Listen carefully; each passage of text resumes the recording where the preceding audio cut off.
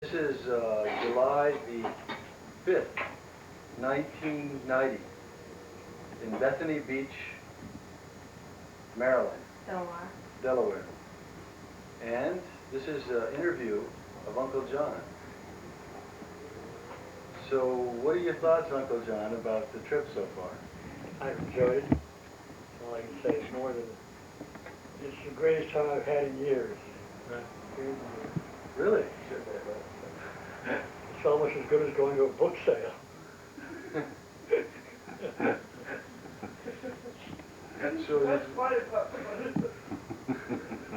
So do you think you're going to come down for the one next year? Yeah, absolutely. I'm able. And I will be able to after I get those stockings that Charlie told me to get. Oh, what are those? Something to help circulation in the leg? Right. Yeah, very good. So then, what are some of the things, who are the people you've met down here? Oh my God, these young people, this young lady here, I know is Louise's daughter. Mary, is it? Nope, it's John's daughter, Rajarani. Oh my God. Yeah, this is my daughter. Yeah, right, your daughter, oh my. And her mother I met only once before. Her mother, and all these other young people. Isabel, I remember as a baby, I remember walking around. If I saw it all. Right. And Mary, I remember, as a very young girl, very, maybe 8-year-old, 9-year-old. Seems to me to go ahead. So, and then which ones of your sisters and brothers are here? Well, we'll start with Frank. Oh God, Frank, Donald, Carl is not here. Jody. Oh, this is awful. Hey, Jody. Jody and Chicky and, oh my God, I remember he was going. Well, you did better than I did just now. I can't. Jody and Chicky, who the devil else? That's it? And Donald, of course. Donald and Rose. That's it. I think of the original brothers and sisters, there's just the 3 brothers and 2 sisters. Right, there's 3 of us. Right. But Ray's family is here. Ray's family's here. Oh, there's a lot of oh God, yeah. younger oh, kids. yes. Oh my. So, how come that light's flashing? I mean, Because the battery is low. oh, okay. So tell us some of your adventures when you were a kid. Well, do you want to conduct this portion of the interview in a few minutes? Because I can make a switch of battery. Sure. Do you want to close it off for now? Okay. In a proper manner? Yeah. So we're closing off for now. For commercial. Okay, so now we're going to continue the interview again, and we're going to hear some wild adventures of Uncle John in his early days. Oh my. Where do we begin? How early in life? North Carolina. Let's hear about your trip to Arizona. The beginning? Yeah. Okay. I got this wonderful idea of collecting. I think it was 5 cents from as many people as I could get, promising them I'd send them a card when I got to California. Oh, that was interesting. And I collected maybe $3 or something, maybe $2. I don't know what it was, $2. And I was supposed to go with Johnny Knapp on the freight train. So we went up to Clark Summit and grabbed the freight train, and that's the last I saw of Johnny Knapp. We got as far as the freight train got as far as Elmira. First place we stopped, Elmira. And they stopped and the railroad police came down. Oh, I promised my mother I'd ride every day, right? The railroad police came down and brought us to the magistrate. I said, oh my God, what's going to happen? They won't hear from me. I'll be in jail for 30 days. In Elmira, 100 miles from home. And everyone that was picked out, there must have been 15 of us, the magistrate would say, what were you doing riding the freight train, or where are you going? And everyone said the same thing. I don't know where I'm going. And the words to that effect. And I was the last one. So he asked me where I was going. I said, I'm going to California. He said, what are you going to do there? And I said, I have a friend who is a man I know has a butcher shop, and he told me to hire him. And he gave them all 30 days in jail. And he said to me, 30 days suspended because you've got a place to go to stay off the freight train. So that was the first day out. Next day or that night, I began hitchhiking. And I just hitched. until I got to somewhere on the other side of St. Louis. And by that time, we're getting dirty from hitchhiking and stuff. No one picked you up. And I got jumping on freight trains again. I wound up trying to think of, it seems like a nightmare now. But I wound up in a little town called Tucumcari, New Mexico. Is there Tucumcari? Sure is, yeah. Tucumcari. And again, there was the trouble with the police. But I think they only kept us overnight. At least I got out. I was in jail overnight. And I don't know how many days I took. This was in 1933. And the next day I remember being in Tucson. There was a railroad division where they changed freight trains. And in Tucson there was a hobo jungle, you know. And to Tucson, there's nothing to Tucson at all, if I remember correctly. There's hardly any town. But right outside the railroad yards, where they refrigerated cars would be coming from California with ice on. They had to actually put ice in those. And they'd stop there as a division point, and the water would melt out of these freight cars. And where it hit the sand, it formed almost like a little creek. There was that much of it, and there was a lot of green grass. You know, it was all desert all around, except in where this water came out of these freight cars. You know, formed some kind of a channel. And there's green grass for about 30, 40 feet inside of this water right there. And I think I had, I don't know why, I couldn't have started with $3. I had 25 cents left. I had 25 cents. And it was close to Mother's Day. And I thought, well, I'll send a card, you know, buy a 3-cent card. Those days, I think postage for a card was a penny. And I figured I'd send a card for Mother's Day. And I always washing my clothes in the stream. And then I realized I lost 25 cents, you know. So I got looked on the grass for it, and somebody said, what are you looking for? Made the mistake to say I lost a quarter. And no time at all, everybody was digging through the grass. You know, and I was naive enough to think they were trying to help me. You know, and all of a sudden, they stopped. Everybody got up and stopped looking, you know. And then I realized, well, something was fun. They know it. I'm trying to think of. Anyway, from there, I guess I went to Phoenix? Phoenix, right. Phoenix. It seemed strange. Was there a branch line or was Tucson before Phoenix? Yeah, it's a little south of Phoenix, about 100 miles. Wound up in Phoenix, I think, because someone told me, right, that if you went to, I think I told you that yesterday, the day before, if you went to this kind of field office for people on welfare and told me you were a native of Arizona, they'd almost give you a job in this system, like before WPA, in this system where, you know, you somehow he said, even though they know you're not from Arizona, what it was in Phoenix, the rest of the country, there was hard times, I guess. But Phoenix, it was not for white people at all. And they couldn't get white people to handle these offices where they were giving welfare to Mexicans. Most Mexicans were involved. I don't think there were any blacks at all, Mexicans. So they gave me long ago this, I don't remember exactly how it happened. They gave me the papers and the information and so forth to go to this fairgrounds, and they gave you a place to sleep at the fairgrounds, and a meal ticket for some diner nearby or some diner in Phoenix, and $1.25 a weekend. And the job was it was a kind of warehouse for the clothing that they gave to the Mexicans who were on welfare.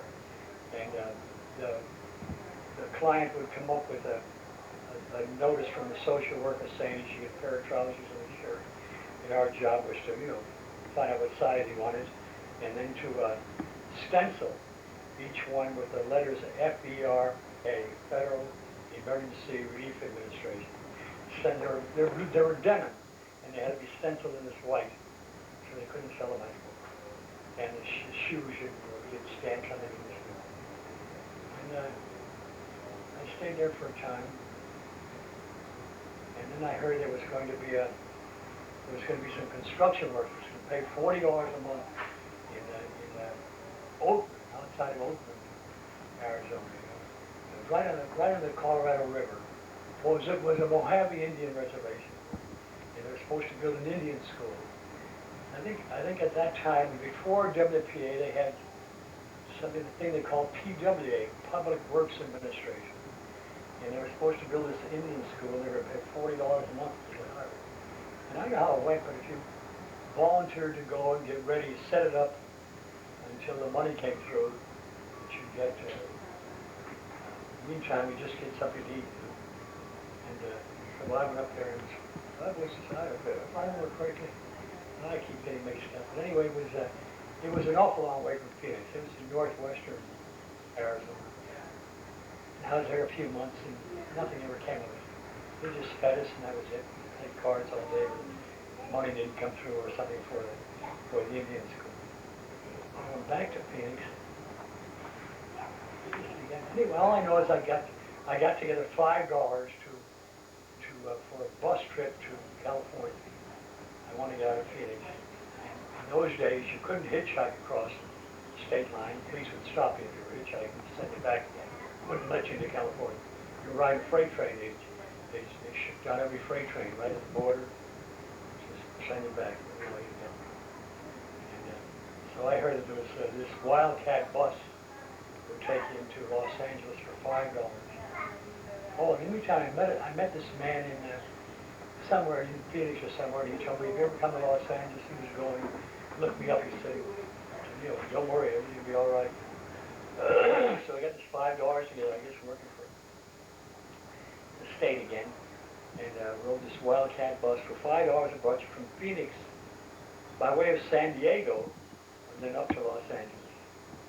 You know, you paid $5 to San Diego or to Los Angeles. I remember it was a long ride, it was an overnight ride. And for some reason or other, they left very late at midnight. I don't know whether it was illegal or what it was. Anyway, I wound up in Los Angeles, and I looked up this guy, and he was wailing. And he said, well, I'll tell you, here's the setup. He said, you go down to the welfare office, and you sign up under your name. Oh, he knew somebody in the welfare office who would sign you up under my name first to start. Then he said you go back to the same welfare officer, different, and sign up in somebody else's name, and give him the extra one. You know, in the meantime, I'm getting mine. Oh. And I said, oh God, I hung around for a few days. I better not be involved. I just have to get involved. Go down and sign for yourself, and then forget about the other guy. Pardon me? Go down and sign for yourself, and forget about the other guy. Yeah. And I said, yeah. Then I think I headed for San Francisco. It seemed the time was always going around from one galaxy to another, from one planet. Nowadays, I may think people would think less of going to the moon, I guess, than I thought of that. But anyway, I was hitchhiking. Just show you how you know, fate goes. We all know little things that would change. But I was hitchhiking from Los Angeles to San Francisco, and I intend to go to San Francisco, right? And I got some crossroad. I think went through the San Joaquin Valley. I don't know how we did that. It was one of the coast.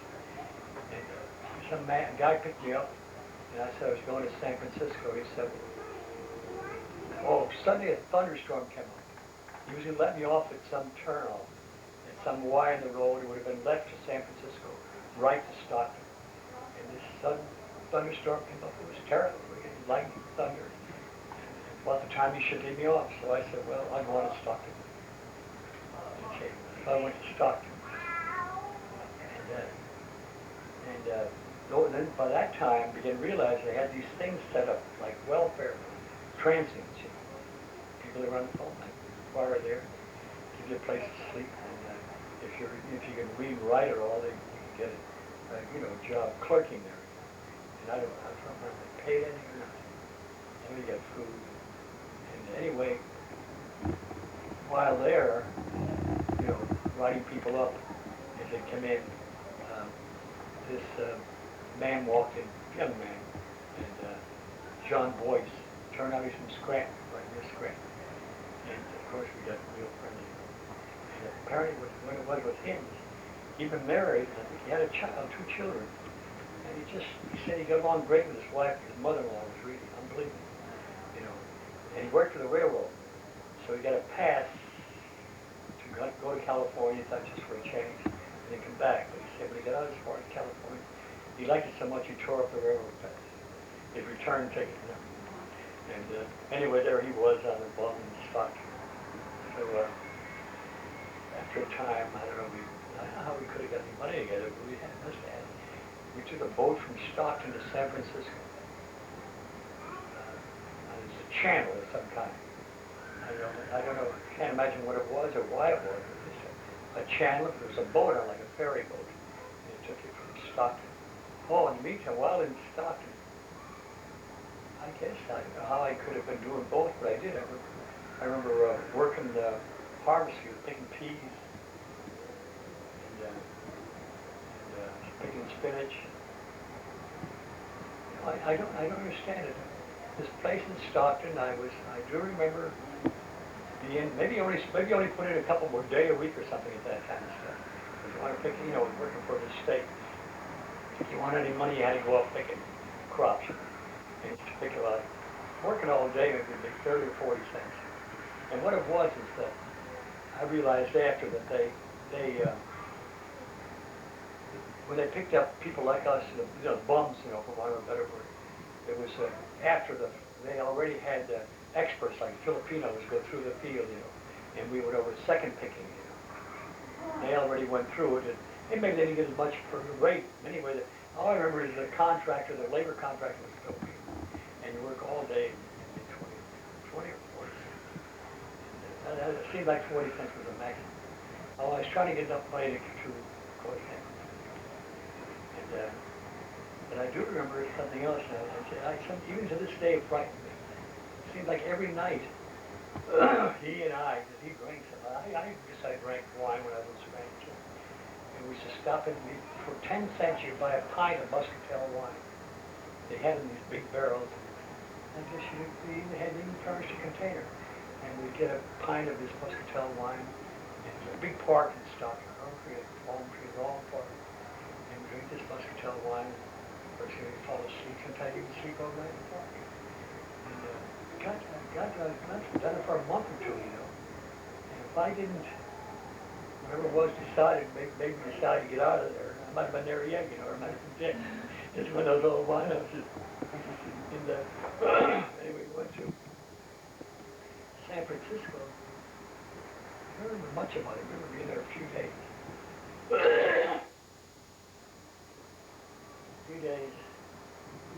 And then decided to, I guess I figured it's time to go home, I don't know. At that time, I got about a year, I guess. And I remember going to Oakland, because you couldn't get a freight train out of San Francisco, you had to go to Oakland and pick up a train in Oakland. And in Oakland, in the jungle, there were all these bums. Those who had come from the east, come over the mountains, were selling like heavy clothes, heavy socks and stuff. And I just first, it took me a long time to realize what it was. And even things like candles. And I think, why candles? And they had candles because going over the mountains or anywhere riding the freight trains, you could go down to these refrigerated cars that didn't have ice in them. So like some products, these peaches, didn't need ice in these compartments on the ends of the freight trains. And you can get into one of those things and, you know, you can ride until for a couple of days, a day. And anyway, somebody said, well, better buy a candle at least, you know. So I bought a big candle, I remember, a candle. And this guy, Boyce and I, we decided to go back to Scranton to get together. And I remember getting the freight train and riding, what comes first? Reno, I guess. Coming over the first mountains, anyway. Out of Oakland, you'd come through. I remember Reno somehow stays in my mind. I went to the railroad yard is a town place called Sparks. Is it Sparks, Nevada? Sparks, Nevada, yeah. Sparks. And God, coming from my geography is helping bad, but I remember getting off. Anyway, somehow I missed we got split up. I didn't see him, he didn't see me, and I figured, well, I'm going east. So I wound up in Sparks. And I think for some reason or other, I don't know how far Sparks is from Reno, but I wound up in the town of Reno. I can still remember that courthouse here was famous for divorce. I think it's Washoe just County, a suburb Washoe of County Reno. Courthouse. And then leaving again anyway, riding freight trains. Well, you should go through Utah. Anyway, and every time you ride freight trains, you always hear these rumors about this town coming up or some town coming up, that the railroad bulls are just waiting there for you to beat the hell out of you, and you couldn't enjoy the ride. You always think, oh my God, what am I going to do? You know, jump off. And anyway, I heard that this town of Helper, Utah, this town named Helper, right? That's a guy, I can't forget the name because of this. Was tough on people. And anyway, I thought, well, I'll take a chance. And I get off in Helper. Somebody said, oh, no problem here in Helper. You down there in that office. And they give you a meal ticket. They give you a place where you go to sleep. And they tell you what time the trains are leaving in the morning, freight trains. And you decide what train you're going to take. But you had to be out in 24 hours. You decide what train you want to take, and they wake you up in time for that. And anyway, I did that, and headed east in the morning again. And I know the Helper came before Salt Lake or after, much help before. And I remember at Salt Lake, I think you had to take a train going south to Ogden or vice versa. And one of the few times I met with violence, you know, when we were waiting for a train in whatever it was Salt Lake to go to Ogden. It was 40 miles on UP or something. And the railroad bull walked up to us. We're all sitting there waiting for the train. And said, boys, I don't want you to get on this next train because it's got valuable merchandise on it. There's a train coming soon after. And you get on that one. So I turned to somebody who was next to me and said, that sounds fair enough, you know. And the cop turned to me and said, what'd you say? And his way of saying, he hit me with a hit with a billy club. With a black hat. I thought, oh boy, I learned to keep my mouth shut. Anyway, I waited for the next train and got the train into Salt Lake or Ogden, and then came east. I remember vaguely. I remember going over the mountains in Colorado. Remember that, riding in a open freight car, the logs on it, big logs on it, and this guy that was a couple other guys riding the same thing, you know, alongside the log, saying, boy, if this train ever shifted or they jumped the track a little bit, you know what happened to us with all these logs would be done for, you know. And I couldn't enjoy that. I should have enjoyed it. And I do remember riding in those refrigerator compartments, you know, and it was really, really cold. The candle didn't help because it was an enclosed place, and just the candle made a difference to ease it a little bit, you know. And anyway, after that, Recovery Act, where you had to pay someone a minimum 25 cents an hour or 20 cents an hour. And I remember the guy who was in charge, he came to me and said, you'll never be a cutter. He wasn't going to pay me 25 cents an hour while I was learning. And so that killed that job. And they figured, well, John just can't hold a job, you know. Jobs are hard to get. He was lucky he got a job, and there he messed it up. And this guy named, remember Paul Jimmery, Frank? Yes, I do. This guy named Paul Jimmery was courting Ray. And he had in those days, big mining companies subcontracted or would sublease an area, you know.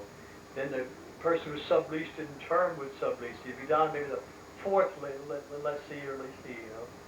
And this Paul Jimmery was way down there. He probably leased that for everybody else got through, you know, gave up and things. And anyway, he said, well, you want a job? You got to work with me, you know, and getting coal out, you know. So I went down with, I went to work, I don't know, maybe 3 days, 4 days. He had no equipment at all, you know, those days, even those days they had mules or something. He had no equipment, everything was done by hand. He did the, you know, the drilling and the blasting, and we had to load the coal in the cars, and then push the car, me and maybe his brother, push the cars up this incline till we got up to the ground level, you know. And I did that about 3 or 4 days. all I remember so well about it is we pushed in the car, and you felt as though the harder you push, the more you're able to bring the ceiling down on you. You know, you hear creaking and, you know, the sounds coming from the ceiling, it seemed from the ceiling, you know. You think, my God, if I push harder, I can bring the whole ceiling down, you know. So I guess the point where I didn't want to push. And anyway, it seemed like he wasn't getting money in the meantime. You know, he had accumulated enough money to work with. And between that and the fact that I just didn't like it, I what they think about me, I have to quit, you know, even though other people might be willing to take the job. So I told him I couldn't do it anymore. So then he said, he was really trying to get around Ray, I'm sure, you know. He said, well, look, I've got a brother who's a big chef in New York, and we get you a job in Jamaica, Long Island, I think it was. And so somehow I got the fare together, went to New York to see his brother, and the place where he was, the big chef, was called the Griddle. And all they saw was hotcakes and coffee. And he was in the window flipping the hotcakes. That's all his job was. Just no more chef. He was a specialist anyway. What was that? And he saw me, and I introduced myself. And he said, you know, his brother never let him know even, you know. And I said, I had authority. Just by chance, I guess the dishwasher had quit or something, you know. So they needed a dishwasher. So I got a job washing these syrup-covered dishes, you know, and cups, you know. No soup bowls, nothing else. This is monotonous flat plates and cups. Anyway, he was living with he was boarding in this house in I can't think of it, a little Woodside. Now it's right outside of Jamaica. And I wish I could think of the woman's name. Anyway, it don't matter. Anyway, this woman was apparently a widow, or she was separated from her husband. And I just mentioned this because it's important. She was some man named Leonard, I remember, an Italian man, was just her boyfriend. He didn't stay there overnight, he just come visit all the time. And this Paul's brother, you know, I didn't know where to go to live. Paul's brother said, well, he's bored there, you come in there, pay her $3 a week. I think I was getting $12 a week. Pay her $3 a week, and that's okay. So she had a room for me. And he was a very strange man. I think from that day on, he never talked to me. You know, one thing, I don't think he wanted to be associated with the dishwasher. You know, he wanted to feel as though he was. That was the way it was in the restaurant. In all restaurants, you know, the head chef was the top man, and like the army, you know, dishwasher was the bottom, dishwasher the porter. Very often you were a combination dishwasher and porter. And anyway, I got moved in with this woman, I forget her name, and I worked a few weeks at it.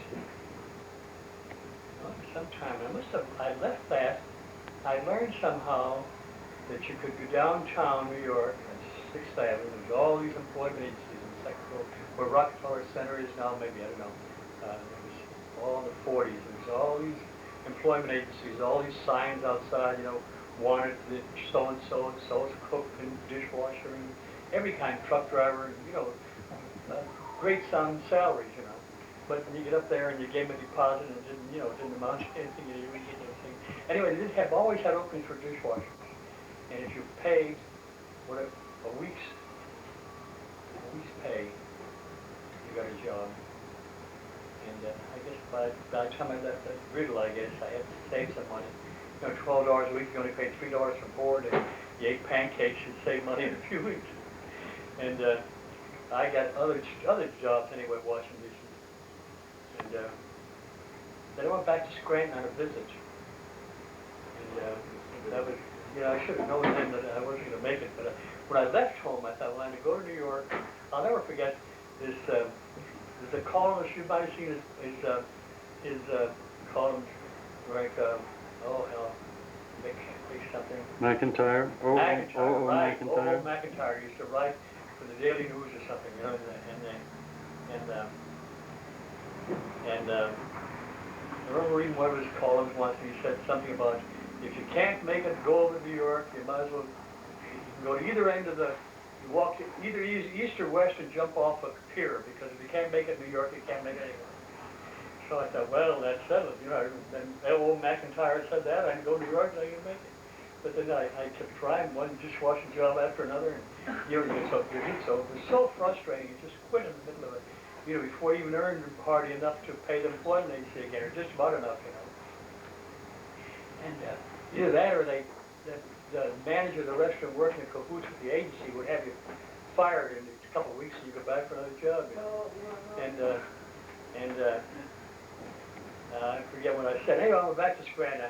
But I didn't go back with a fortune. I was going to rescue the family, you know. I didn't have any money like that. Well, it was going to begin. And I ran into this guy Boyce again, and he wanted to know what I was doing and that kind of stuff. And I told him, you know, getting $12 a week washing dishes and meals. Did I get a job? Sure. You know, the gas station was the same. So he came down with me, and he got a job washing dishes. The first payday he got, his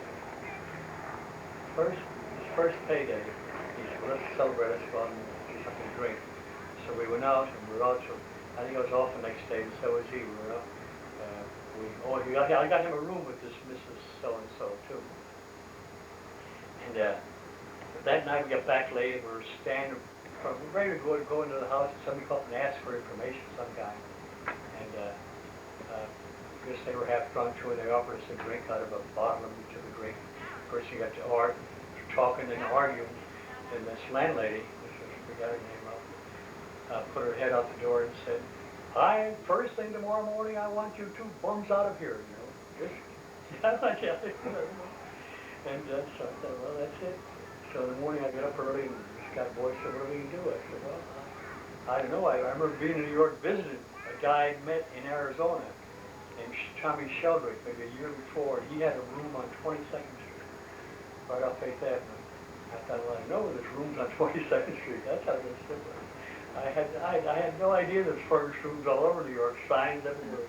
I thought 22nd Street, right off 8th Avenue. So I went down there, and I don't know what it was, but I didn't. I was just, you know, conscious of coming from a small town. I felt as though, you know, I'm not a New Yorker, you know. But I just ordinarily wouldn't have had enough nerve to say no to anybody who showed me a room, you know. I'd just say, yes, I'll take it without even seeing it. Here, take my money, you know. And, but for some reason I didn't. Because every landlady I went to, they were almost like these rooming house women you see in movies, you know. Kind of older woman, you know, and growling all the time, never a smile on her face, you know. And so I turned down 2 or 3 of them on 22nd Street. And I thought, geez, I got to find a place somewhere. So I went down 21st Street, between 6th and 7th. And I turned on one there. Again, and I don't know, you know, looking back on it, I know I wouldn't ordinarily do that. And anyway, the next one I went to, I rang the bell at the furnished room, and this woman opened the door, big smile on her face, this girl was May. It was May, you know? Is that right? Yeah, right. And there she was, you know, she never used makeup at all. It was rosy cheeks. She looked like somebody just from out of the country, you know, to me. But I had a big smile, and said, with this front like this woman, she says, yes, I got a room, you know. And I thought, oh my God, this is great, you know. So I took a room, and this guy, Boyce, moved in with me. John, our tape is at an end. I have some more tape upstairs. No, you're in the John, No, that's a good